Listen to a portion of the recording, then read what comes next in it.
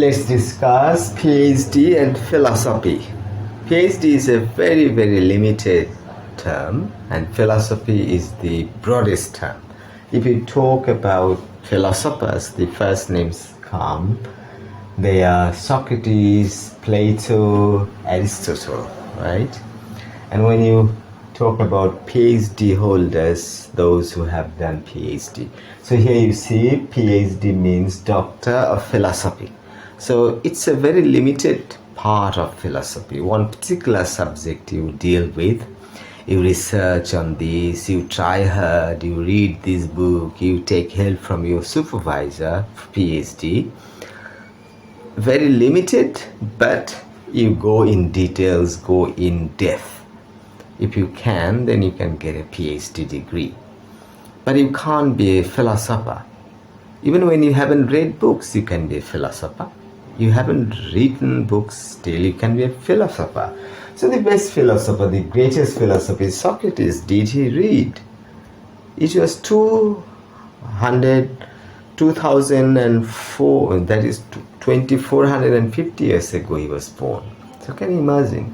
At that time there were no books, right? He did not write books. The history says he did not write books. How could he become the best philosopher? It's all because he thought. Thinking and thinking makes you a philosopher. But if you want to do PhD, you select a very little part of a knowledge, a very tiny thing, and then you research on this, and take help from your supervisor, read this book, go for journals and so many other things, you can get a PhD. Suppose I'm talking about singing. Sabina Yasmin can sing. She sings so many and perfectly. But you can also be a singer. Just try with your radio, with your CD player, with your computer. Listen to the music, try to imitate the same. This is how you can prepare 3 songs. And when you have local programs, then you have this stage performance. And the audience may like you. You are not a singer. You just can perform some songs. So Sabina Yasmin, in this term, if I just compare, Sabina Yasmin is the philosopher and you are the PhD holder. So it means you just have 3 songs you can perform well. But Sabina Yasmin can perform any song. So philosopher means he has wisdom, he has vast knowledge. Even when he doesn't know about some field, if he tries to go into it, within a very short period of time he can go into. Suppose Rabindranath, Newton, suppose a medical science expert like Hahnemann. Suppose Hahnemann, if he is given the just ordered him to have coronavirus vaccine, he can do the best. I think Rabindranath can also do, because he's a philosopher. If he takes time, if he reads some books, if he gets help from journals, and if he tries for some days, 1 month or 2 months, he can prepare coronavirus vaccine, because he's a philosopher. So it means in any field, you may not have any idea on some fields, you don't have any idea, but if you think you want, suppose Rabindranath was a Hindu, and if he wanted to research on the Holy Quran, he could have done very well, because he was a philosopher. So the first thing is to become a philosopher. Then in any field, you can go so deep. You can create some knowledge. You can generate knowledge. You are a businessman, right? You have 100 employees. They earn you money. How? They get a job. They earn money. They get salary. Suppose everyone gets 20,000 each, but he earns 30,000. Then you get 10,000 out of him. So they will give you money. You don't work. You have a building. So every month it generates money. You don't work. But if you are an employee, you go to an office every day, and this is how you get some money after the end of a month, right? So you are a PhD holder. But if you are a house owner, then you are a philosopher, because it gives you money regularly, right? The same thing. So here you see one example about PhD. It's a ridiculing something. I don't think it's good to say, but still it's just for fun to just take it simple. Don't take it seriously. Suppose one man, this is a kind of a story. London, let's see. He rides a horse. When they were moving, they saw a signboard saying, here a PhD certificate is sold at a cost of suppose £50. So the man thought that, why don't I buy a PhD? That's a great opportunity.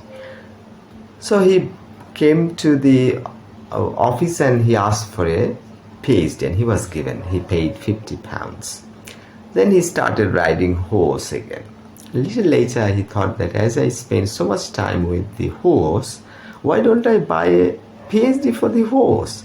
So he got back to the office and asked for his horse, the PhD degree. And the man said that PhD degree is not awarded to an S. It is awarded to a horse. So the horse is horse, but you are an S. So it's ridiculing the degree. It's a fantastic degree. Rabindranath did not have this degree. Plato didn't have this degree. At the time, there was no provision like that. This is all right. And there are people here in Bangladesh even. They are much knowledgeable. They have intelligence, everything, but they haven't done PhD, right? But they may be philosophers. Suppose I teach English literature, I studied English literature, but can I write English literature? Have I written a story? Have I written a novel? No. So it doesn't require any certificate. If I am a writer, I can write a novel. If I study honors and masters in English literature, it doesn't guarantee that I can write a novel. No. You are a businessman. You don't have MBBS, that is MBA degree. You don't have BBA degree, but you can earn money even when you don't have. But if you have a MBA degree, BBA degree, this can help you. If I write novels, my teaching literature and my learning, my student life, studying in literature, they all can help me. But it can't guarantee that I can write a novel. So that is different. You may have it inside you. It doesn't necessarily mean that you have studied literature. Doesn't matter. So PhD is a very small thing, but it is very intelligent something. If you work on something, work, then you can generate some knowledge at the same time in that particular field, but that's tiny. But PhD means you have the vast knowledge. The story, as I told it before, in the internet, in the YouTube videos I've seen, that a man digs land so that the water from the river can come down up to their village, so that they can get the water anytime they want. But basically they have to go to a far distance and bring a bucket of water every time. So that's difficult job. So that's why he wanted to make a canal so that the water can get in nearby. The same way, if you just can become a philosopher, then you can see unseen, you can create knowledge, you can create generate. So Aristotle has written, suppose maybe 400 books. Out of 400, kind of 31 books we have, and not that much, right, in that way. Okay, so but Aristotle probably wrote 400 books. Even some people think that Aristotle wrote 1000 books. Whatever, 400 is enough. So what you understand, even when he did not have that much study like that, like Socrates did not write anything, but he became the best, the number one philosopher. He was thinking, and this is how he could become a philosopher. Once he became a philosopher, he could generate knowledge, right? The same way Plato wrote some books, and he had academy. There he had students, and Aristotle was also one of the Plato's students, and Aristotle became a teacher there. He became the colleague of Plato. There was commotion, there was argument. So Aristotle did not read much, but he wrote a lot. He taught students and he gave notes, and those notes are mainly compiled as books, right? So Aristotle wrote on medicine, wrote on poetics, he wrote on astronomy. So can you imagine? Though science has proven that his medical science knowledge, his astronomic knowledge, a lot of faults there. The science has proven that he was wrong, but it doesn't matter, because here you say a child, a girl studies in class 4, and I ask her to spell, he does it, and then I ask her to spell, but she spells it wrong, right? But I give her 100 marks because she knows 4, but she doesn't know how to what is the spelling. This original spelling is 40. So if she could do this, it means she memorized it, she learned it, somebody taught her. I don't find any intellectual property in her, but as she has made 40, it is a mistake, but she got 100 marks, I gave it. And if she told this, I would not be as happy as she had told this. So the same thing, he did not read books, but he wrote on poetics, he wrote on medicine, he wrote on astronomy, he wrote on 400 books on 159 subjects. Can you imagine? It's all because he first became a philosopher, and Plato helped him. He got a lot of help from the academy by Plato. Later he also made a center, that is Lyceum. It's because Plato's nephew became the owner, became the principal, but Aristotle was not selected after the death of Plato. So the thing is that Newton discovered the gravitations. When he found the apple dropped, he was thinking why the apple dropped. It's because of the gravitation. So he generated knowledge, he created knowledge. It's all because he was a philosopher. It was not because he was a scientist. He discovered things that are related to science. That's why he is a scientist, but basically he's a philosopher. So professors of BUET, they may have a lot of knowledge, they have PhD, they have everything, but you can't guarantee that BUET professors are philosophers, because philosophy is different. It's a vast knowledge. He can analyze, he can generate so many other attributes. He has BCS Kharas, right? You have general knowledge of things and you become a BCS Khara, but you can't guarantee that he is a philosopher, right?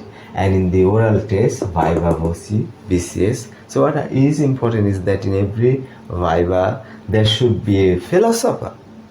In the Viva board, he could identify the man whether he is honest or dishonest. Honesty is more important, right? Because you have a lot of important responsibilities. If you are corrupt, if you are not a good man, how can you do good to the country, contribute to the country? So in the Viva Voce, there should be a philosopher, and he should find out techniques so that he can find out who can be a good person for the country, who is bad. So subversive to the state. You are a great man, but you are subversive, your activities are subversive to the state, then what's the use? So before Viva Voce, you have qualified in the preliminary test, you have qualified in the written test, in the psychological test, right? So now in the oral test, what's more important is not to check your knowledge, but to find out whether you're an honest man or dishonest, or what kind of person you are, so that Bangladesh or any other country can get better. So Abdus Salam, he got Nobel Prize in physics. It's all because he was very good in mathematics. In terms of science, what is important is the basic of mathematics are more important than any other field. So as he was very perfect in mathematics, he was a mathematician, he was also a physicist, he studied physics, but he got Nobel Prize in physics because he was perfect in mathematics, right? So this problem, a philosopher can find out. If you are in a judge, you become a judge and husband is blaming wife is blaming husband. How can you understand who is right? Husband is talking in favor of herself, himself, and wife is talking in favor of herself. How can you identify it? Because if you are if you are a philosopher, you can identify. Even when you haven't seen what's going on inside them, you can find out it, because you can see the invisible. Air is invisible. Invisible something is more powerful, mightier, more important than something invisible. So, as you are not a philosopher, when you go to judge a husband and wife, you will make a wrong judgment, right?